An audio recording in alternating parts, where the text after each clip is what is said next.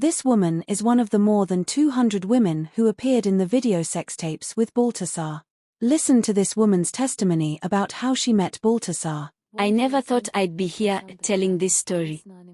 It all feels surreal, like it happened to someone else. But it didn't. It was me. His name was Baltasar. He had a presence that made it impossible to ignore him. I remember the first time I saw him. He wasn't like my husband, he wasn't my late husband's best friend or anyone familiar. He wasn't tied to my past or the life I had with him. But there was something about him, something I couldn't explain at first, that drew me in. It had been 2 years since Marcus died, and for so long, I'd buried my grief in a routine.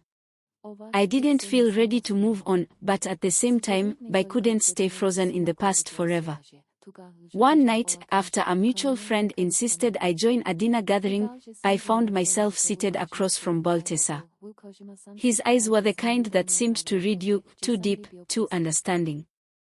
It made me uncomfortable, yet alive. The conversation was easy at first, nothing more than small talk.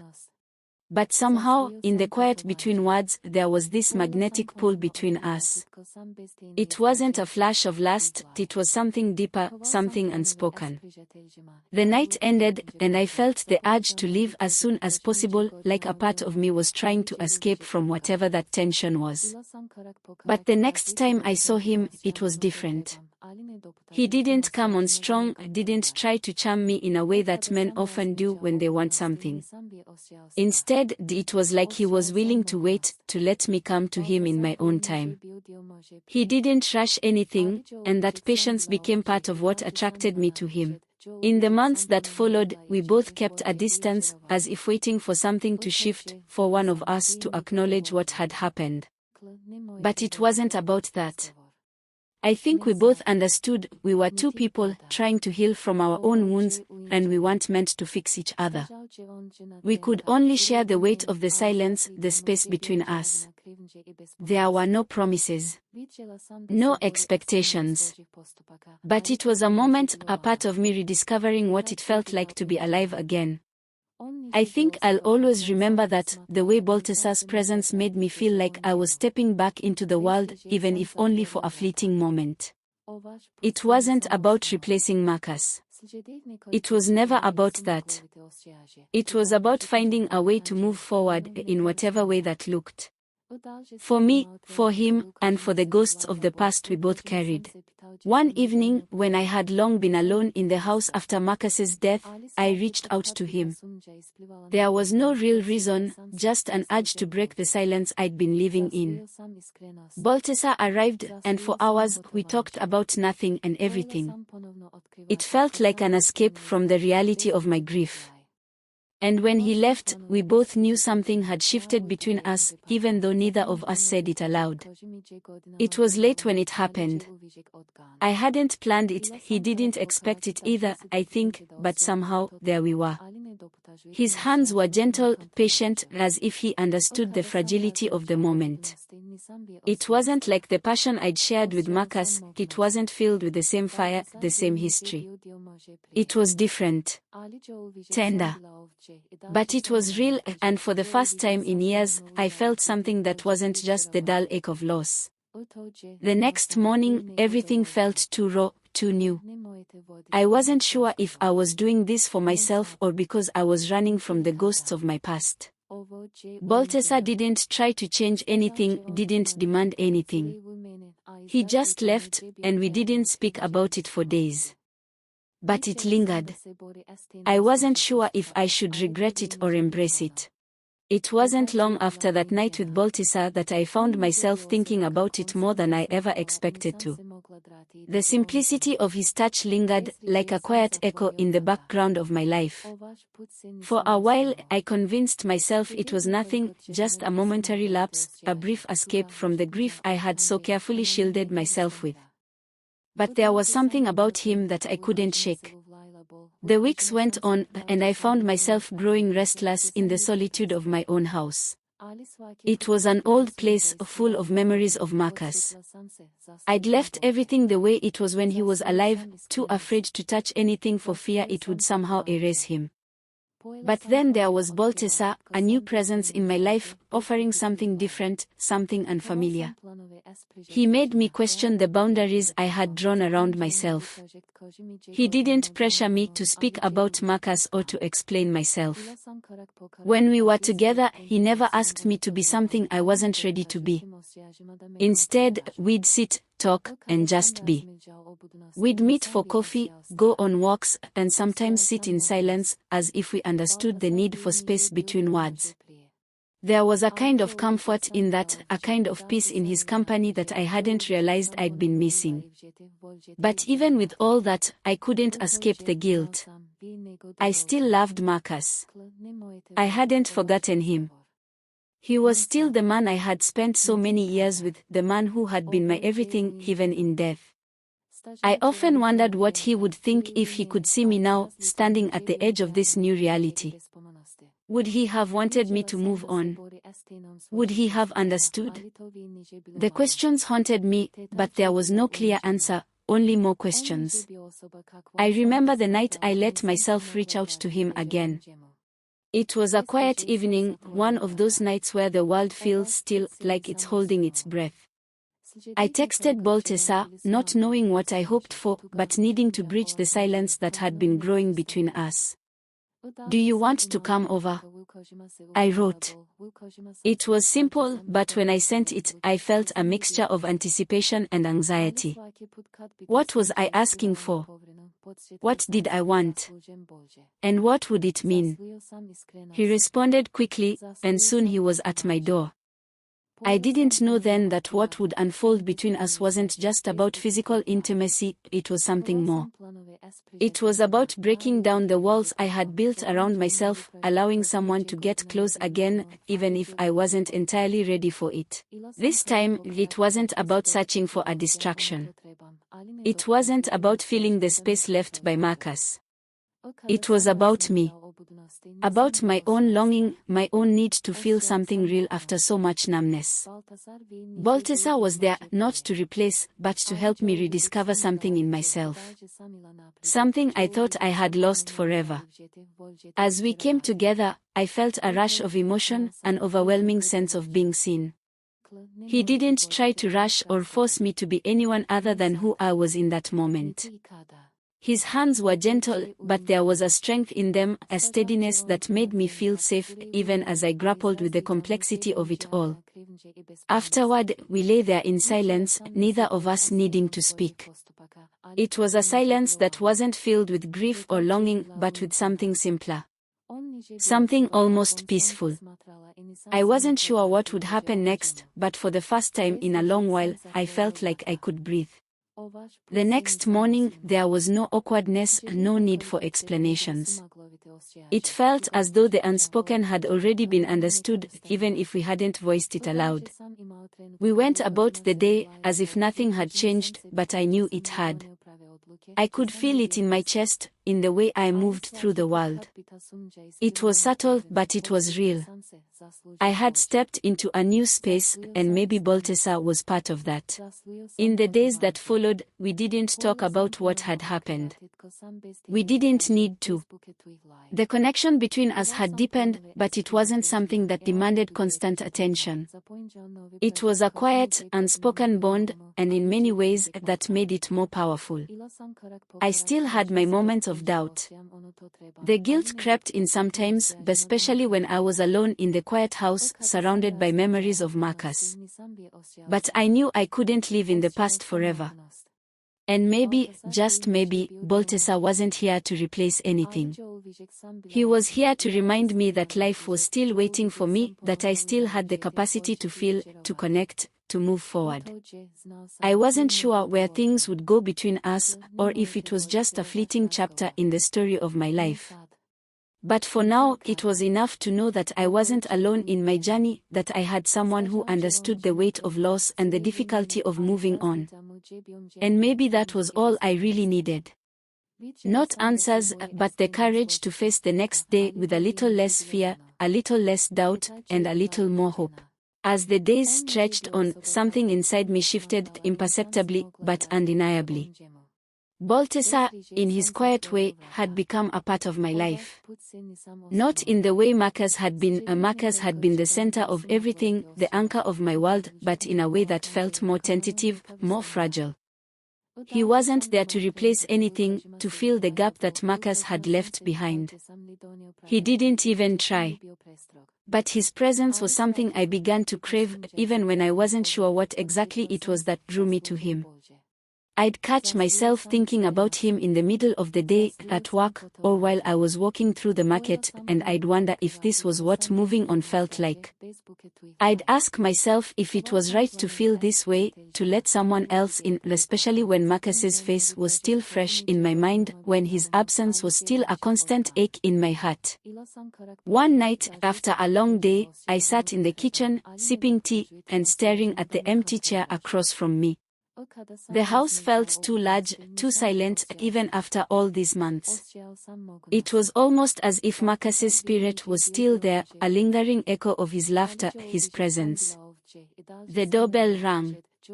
I didn't need to check who it was. I could tell by the sound of his knock, that soft, certain knock, that Baltasar was there. I opened the door before I even thought about what I was doing. "Hey," he said with that easy smile of his, the kind that made everything feel a little lighter. "I brought some wine." We settled into the living room, the familiar rhythm of our unspoken connection falling into place. It was different this time, though. There was an unacknowledged tension in the air, a quiet understanding that things were changing between us, even though we hadn't said it aloud. There was no need for words to explain it, it was just there, between us, the space where everything unsaid lived. He sat across from me, close enough that I could smell his cologne, a subtle, warm scent that lingered in the room long after he left.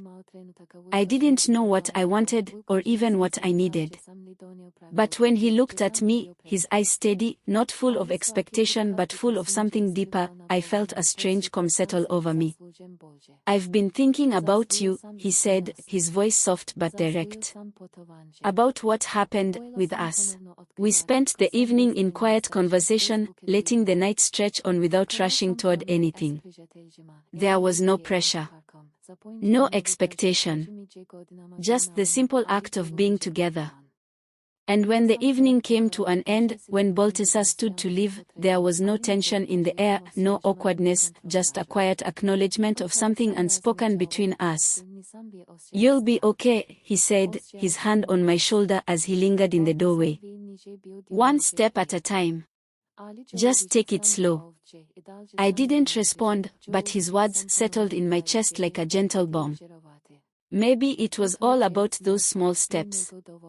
Maybe that was how we move on from grief, slowly, gently, with no map to guide us, no set path, but just the courage to keep moving, to keep living, no matter how uncertain the road ahead feels. In the days that followed, I found myself reflecting on that night. Baltasar had offered me something that I hadn't realized I needed: space to grieve, yes, but also space to live. To feel. To remember that there was still beauty in the world, still a chance for new connections, for new chapters, no matter how broken I felt. It wasn't about forgetting Marcus.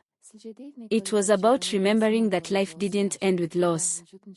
That, even in the wake of heartache, we could find moments of peace. Moments of joy. And, maybe, just maybe, moments of love again. I didn't know what the future held.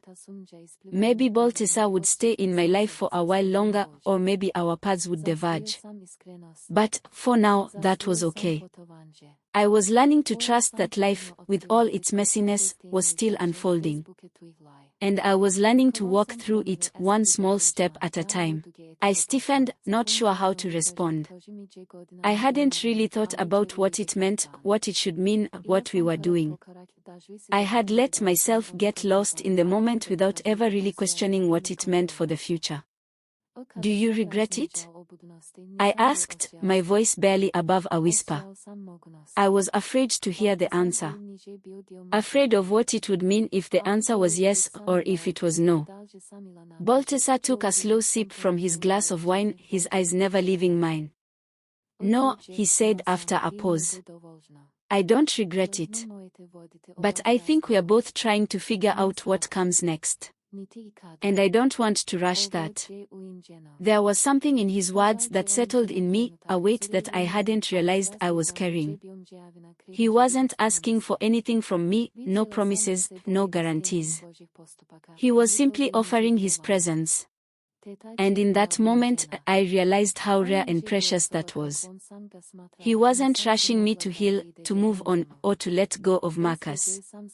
He understood that grief wasn't a straight line, that it didn't just end one day.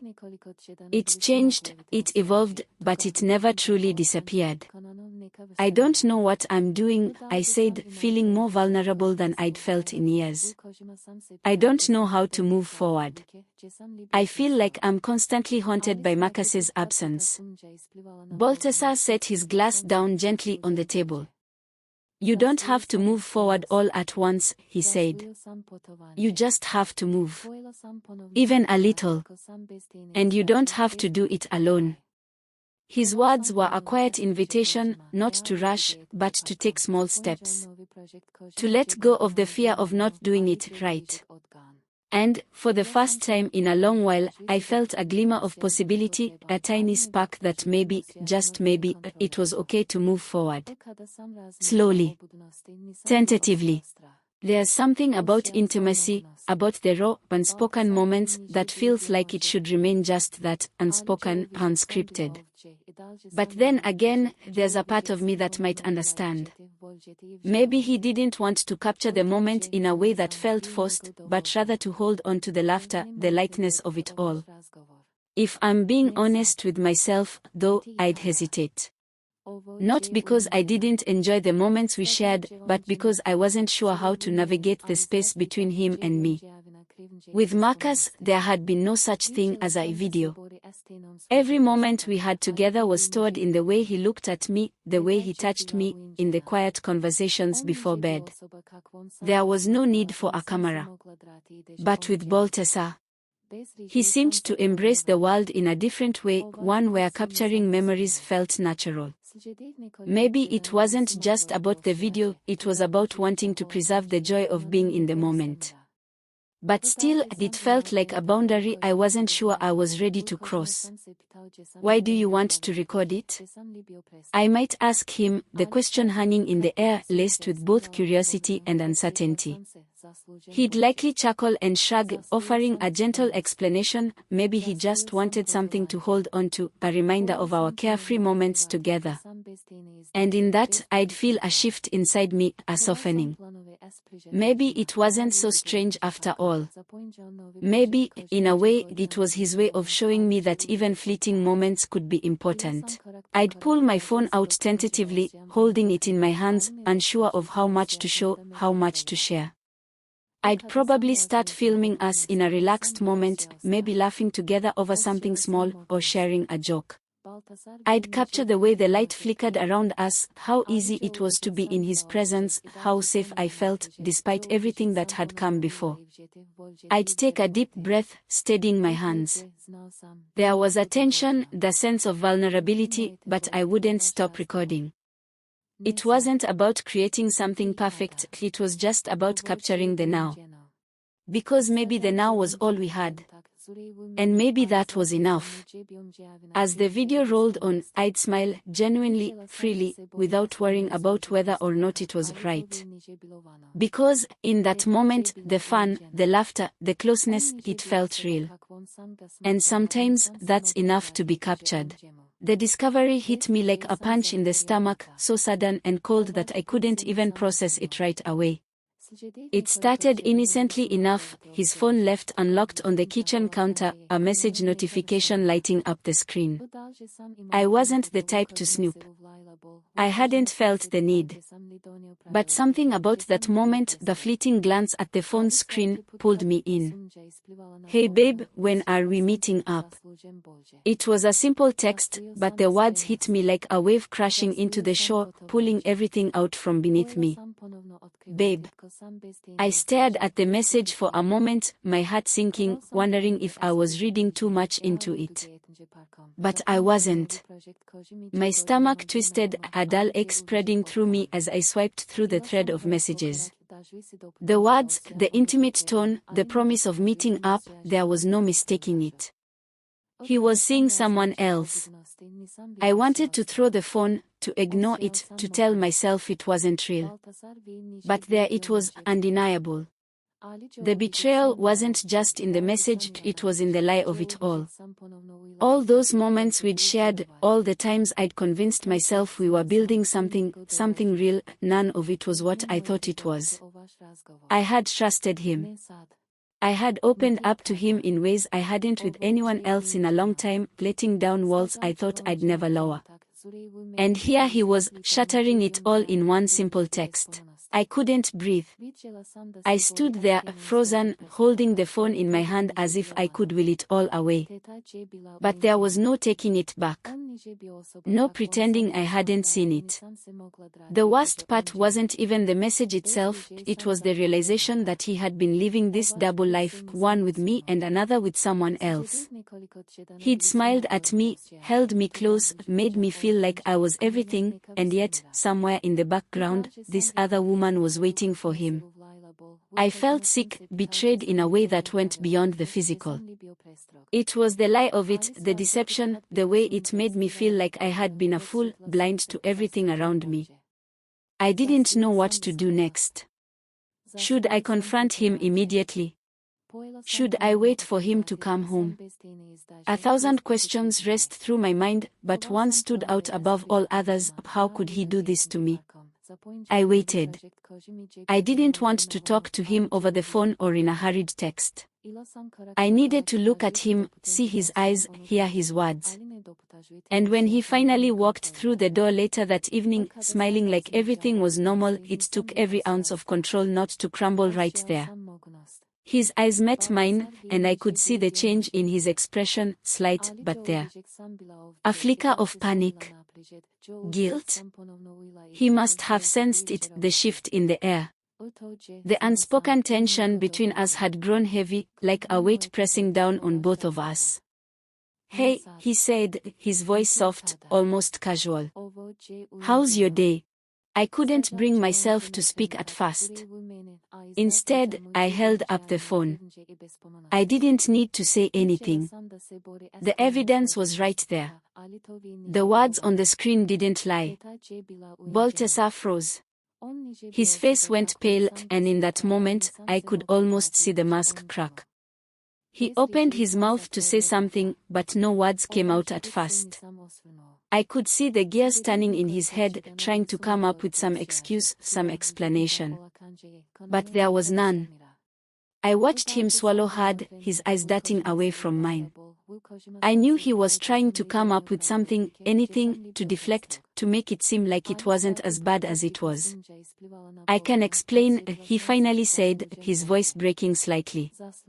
I felt a chill run down my spine, the part of me that once cared for him now hardening into something cold, something protective.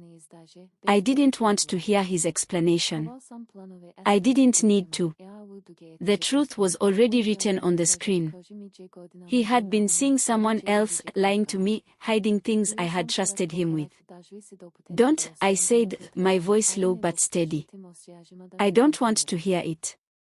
The silence stretched between us, thick and suffocating. I could see the regret in his eyes, but it wasn't enough.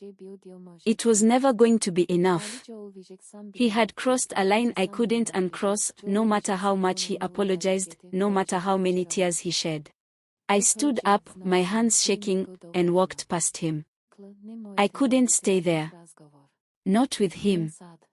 Not with this version of him that I didn't recognize, the one who had broken something I had built with trust, with honesty. You have to leave, I said, my voice firm now, even though my heart was breaking. I can't do this. I can't be here with you. Not after this. He didn't move. He just stood there, staring at me, the weight of his actions finally sinking in. I'm sorry, he whispered. I never meant for this to happen. I didn't respond. There were no more words for us. He didn't mean for it to happen, but it had. And that was all that mattered now. I left him standing there, and the door closed behind me with a finality I hadn't known I needed. The silence that followed felt deafening, but it was mine to keep. I was done. No more lies, no more pretending. The pain of betrayal didn't come all at once, it crept in, seeping into my bones, clouding my thoughts, leaving a bitter taste in my mouth. But I knew one thing for certain, I would never let anyone have that kind of power over me again. Not like this. Not ever. I had to rebuild. I had to find a way to trust myself again. And I would. But first, I had to heal. The days that followed felt like I was wading through fog, slow, disorienting, and heavy with the weight of betrayal. I didn't want to see anyone, didn't want to talk about what had happened. I avoided the calls from friends who were concerned, who could tell something was wrong. How could I explain it?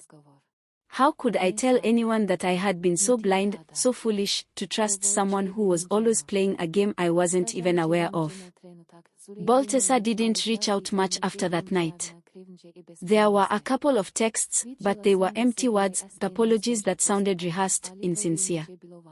I ignored them. I wasn't interested in hearing his excuses or his justifications anymore. The damage had been done.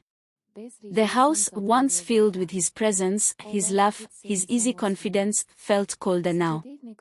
Every corner seemed to echo with the absence of him, a painful reminder of everything I thought was real.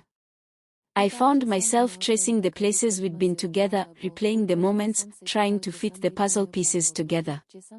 How had I missed the signs? How had I not seen the lies woven into the fabric of our relationship?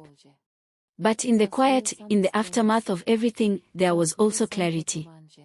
I realized I had let myself believe in something that wasn't true, because I had wanted to believe. I had wanted to feel the emptiness left by Marcus's death, to find someone who could offer me comfort, a sense of now rather than then. And in doing so, I had ignored my own instincts, ignored the small moments that, in hindsight, were telling me that something wasn't right. The hardest part wasn't even the lies themselves, it was the sense of being discarded, of being nothing more than an afterthought. In the days before I confronted him, there had been moments where I'd felt distant, but I had excused it. Maybe he was just busy, maybe he was tired. Now I saw it for what it was. He'd been weaving another life behind my back, and I had been too caught up in my own grief, my own need for connection, to see it. I found myself asking questions that had no answers. What was so wrong with me that he couldn't be honest? Had I been that easily replaceable? What about us? What about everything we shared? It was maddening. But at the same time, I knew one thing for sure, I wasn't going to let this destroy me. I had been through too much already. I had been broken by grief, by loss, by the death of my husband, and I had survived that. I wasn't going to crumble again, not for him. So, I did what I had to do. I focused on me. I spent the next few days alone, shutting the door on anyone who tried to offer sympathy. I needed to heal in my own way. I started small, rearranging the furniture in the living room, cleaning the spaces he had once filled. It was strange at first, being in the house without him. I couldn't avoid the memories, but at least they felt mine again, not shared with someone who had betrayed me. In the evenings, I found solace in writing, pouring my feelings out onto pages that would never judge me. I wrote about Marcus, about Baltasar, about the way love and betrayal felt like two sides of the same coin. I wrote about my fears, my doubts, my hopes for the future. Slowly, I began to feel like myself again. I began to reclaim the pieces of my life that had been fractured, even if it was only bit by bit. And then, just as I thought I had started to heal, Baltasar showed up at my door. It was late, the kind of hour where everything feels quiet and suspended in time. When I saw him standing there, I felt a surge of anger and confusion. How dare he come back? After everything he'd done. I need to talk to you, he said, his voice low and hesitant. I could see the regret on his face, but it didn't make it better. It didn't change what had happened. I shook my head, holding up a hand. No. You don't get to do this, Baltasar.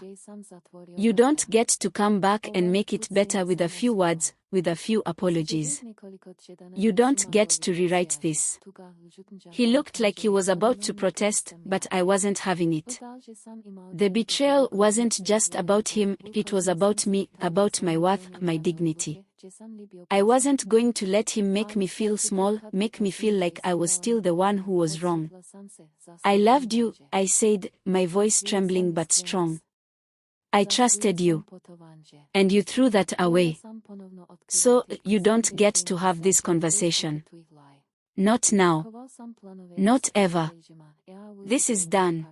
He stood there for a moment, staring at me, his expression a mix of guilt and helplessness. I could see he was struggling with the weight of his actions, but it didn't matter anymore. The damage had been done. He wasn't the person I thought he was, and I couldn't keep clinging to the idea of him. Without another word, I closed the door. This time, I didn't look back.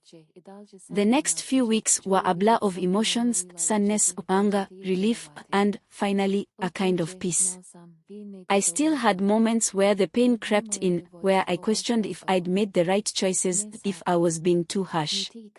But every time that doubt surfaced, I reminded myself, I deserved better. I deserved honesty. I deserved respect. I began to rediscover who I was without the weight of betrayal, without the noise of someone else's lies. I made plans with friends, went on long walks in the park, started a new project that had been on my mind for ages but had always been put off. I took things one step at a time, giving myself permission to feel what I needed to feel, but not letting those feelings control me. And when I thought about the future, I didn't feel fear anymore. I felt possibility. Baltasar was no longer a part of my story. But I was still here, still moving forward, still learning to live, love, and trust again. And that, I knew, was more than enough. Zaslio sam iskrenost.